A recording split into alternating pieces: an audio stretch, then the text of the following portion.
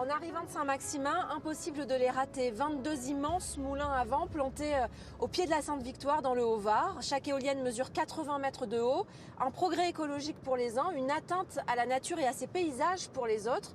Le sujet avait déjà divisé lors de l'élection régionale, mais pour cette élection présidentielle, il nous faut en plus trancher l'épineuse question de notre indépendance énergétique, question devenue urgente depuis la guerre en Ukraine.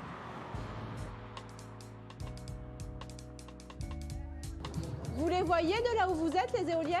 Pas du tout. Elles vous dérangent du coup? Elle ne me dérange pas, mais quand je vais en colline, c'est pas joli à voir. Moi, personnellement, je n'aime pas parce que ça départ tout. Quand vous voyez des éoliennes sur des beaux terrains comme ça, de culture, etc. Bon, mais si c'est nécessaire, je suis d'accord.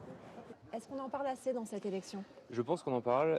On a beaucoup relancé le débat sur le nucléaire et aussi sur les éoliennes. Et il faut bien trancher au bout d'un moment parce qu'on ne peut pas être contre toutes les sources d'approvisionnement électrique.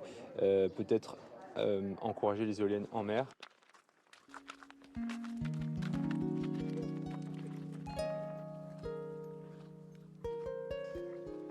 Bonjour Bernadette. Alors là, on est tout près des sentiers de randonnée où vos clients peuvent aller se balader avec vos ânes. Oui, parce que j'organise j'ai un élevage d'ânes et je propose des randonnées avec des ânes bâtés pour les familles, enfin même pas que les familles, Dans la Provence verte. pour les randonneurs, pour faire découvrir la Provence verte. Qu'est-ce qui vous dérange dans ces éoliennes? Ce qui me dérange sur ces chantiers industriels d'éoliennes, c'est le gigantisme. C'est une installation qui nécessite la dégradation de l'environnement. Yannick Jadot, vous rajoutez 7 champs d'éoliennes en France d'ici 2028. Oui, je ne sais pas où c'est qu'il va les installer, peut-être chez lui. Voilà. Mais en tout cas, il faut savoir que c'est une aberration. Enfin, pour moi, c'est une aberration d'installer ça dans des zones naturelles. D'ailleurs, vous dites qu'il faut arrêter d'appeler ça des champs d'éoliennes. Ah oui, pour moi, c'est des installations industrielles d'éoliennes. C'est pas ça, tout de... Des usines? Sauf un champ. Tout d'une usine, bien sûr. Voilà. Alors, si on ne les met pas là, on les met où? On les met dans les zones, pour moi, qui sont déjà urbanisées, déjà bétonnées. Je suis passée hier dans la vallée du Rhône, au pied de Tricastin, il y a 3 éoliennes. Tricastin, on peut considérer que c'est pas sacré. Je veux dire, les gens, ils vont pas aller... Il faut qu'on garde des poumons verts.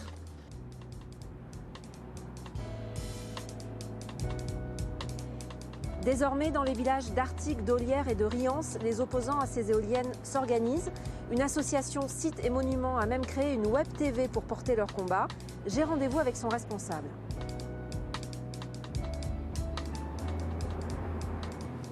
Marc-Antoine Chavanis, bonjour. Bonjour. Alors vous êtes celui qui mène la fronde dans le Haut-Var contre ces éoliennes. Est-ce que la colère de Bernadette est partagée par les villageois?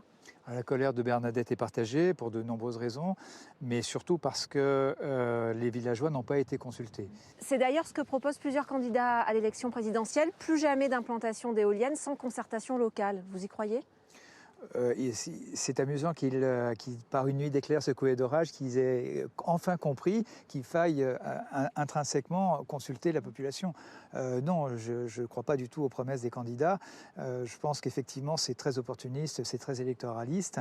Il y a un sondage donc, qui date de mars 2022 et qui précise effectivement que 82% souhaitent que la municipalité puisse s'opposer à un projet éolien. Un sondage que vous avez commandé. Et puis il y a aussi Éric Zemmour, Marine Le Pen, Nicolas Dupont-Aignan ou Jean Lassalle qui promettent qu'il n'y ait plus aucune éolienne implantée en France, voire même qu'on démonte celle installée.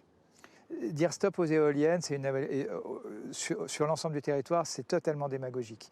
On a besoin d'énergie décarbonée, on a besoin d'avoir une transition écologique.